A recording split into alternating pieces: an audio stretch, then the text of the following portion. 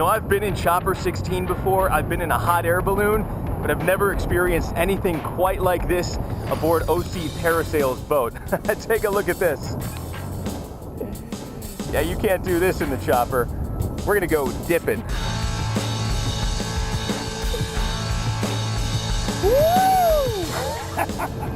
That was awesome. We're going to actually weigh you in for a 1050 class in competition.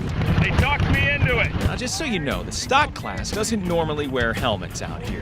But for a first-timer and being on TV, I'm more than happy to request and encourage an added safety measure. Plus, it just makes me feel cool. It is Mike Parker of Outdoor Delmarva. All right, I'm locked in the second gear. I'm chained up to the sled.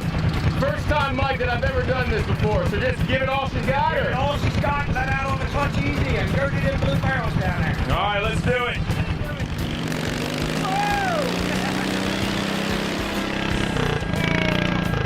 And if you can't tell, this is the most fun I've ever had on a lawnmower. Fear tends to get in the way of safety advice.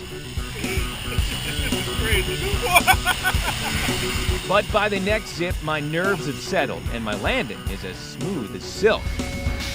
Those first two zips were killer, a lot of fun.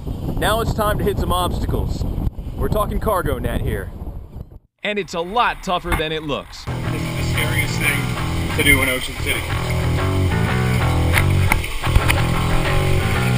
Here we go. Where the anticipation is almost as frightening as the moment the floor drops out beneath you. And if you're like me, you just might lose your breath.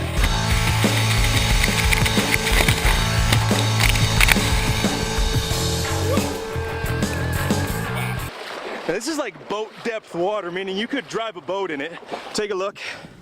Got my waders on, and the tide has been rising so quick I wasn't actually sure. I was kind of worried if I parked my car far enough from the water so that if in case the tide was rising, it'd still be there when I got back. Luckily, it's still there. We haven't even seen the worst of this storm yet, and already driving conditions have deteriorated pretty bad. I've got the waterproof camera up on the roof so you can see what I'm seeing. Yeah, the rain is going to cause visibility issues. The wind gusts will push you from side to side a bit. There's debris out on the road like leaves and sticks. And check this out right here. This is becoming more common, I'm finding. Water from fields encroaching right onto the roadway. And that'll sneak up on you. Now, by 10 o'clock this morning, I'd already seen several situations like this where ponds on local farms have spilled over, creating bubbling brooks like this right along the roadway.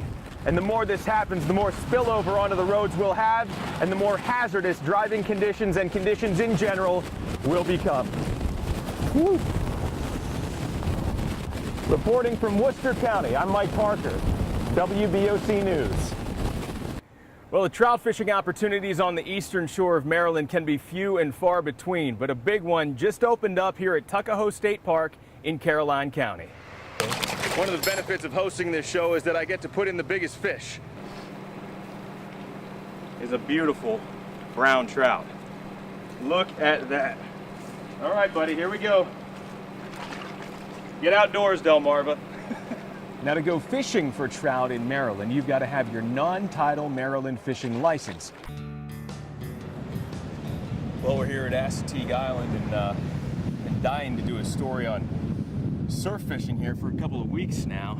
It's been kind of tough, though, finding the right place at the right time where we actually got some fishermen out here as crazy as me to put up with these conditions.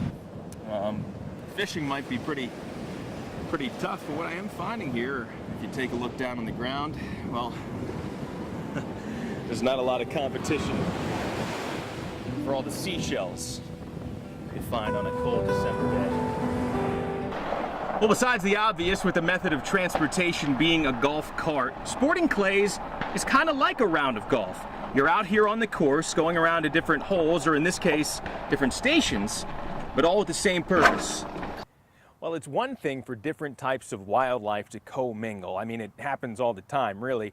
In particular, with different types of waterfowl, say sharing the same pond. But when different birds interbreed and hybridize, well, the results can muddy the water. between natural and problematic. All right, here we go. Now, if you watched the show earlier this month, you saw yours truly taking a dry run of some of the Swamp Stomp's newest obstacles, like this 20-foot ladder climb and this excruciating series of humps, bumps, and ditches. Board the fishbone. So far here aboard the Fishbones today, we've caught 2 white marlin. The first one looked like a pretty heavy fish. We brought him in to get a little bit of a closer look. Turned out to be just a little bit under the minimum length requirement for the tournament. The second fish, well, we brought that one into the leader to make it an official catch, but we knew it was an obvious throwback, so we released him safely back into the water. Right now, we've got about an hour left in fishing time here on day 2. A little bit of a storm brewing, a little bit of wind picking up, but the baits are still in the water. We're just trying to keep those white marlin interested. Well, here as we find ourselves in the shadow of the new Indian River Bridge, it reminds us just how important infrastructure is for giving us access to all of the opportunities to enjoy here in the state of Delaware. And recently, my partner, Captain Willie Dykes, found a different project happening up in Kent County that's going to give a lot of boaters a lot of access. All right, so what a fun morning we've had so far. We've got the fish on the road. I'm on the road right behind the truck. Got a quick stop to make. I'm going to pick up Captain Willie and Chuck for an extra hand, and then we're headed to Salisbury to put these fish back in the water. Here we are.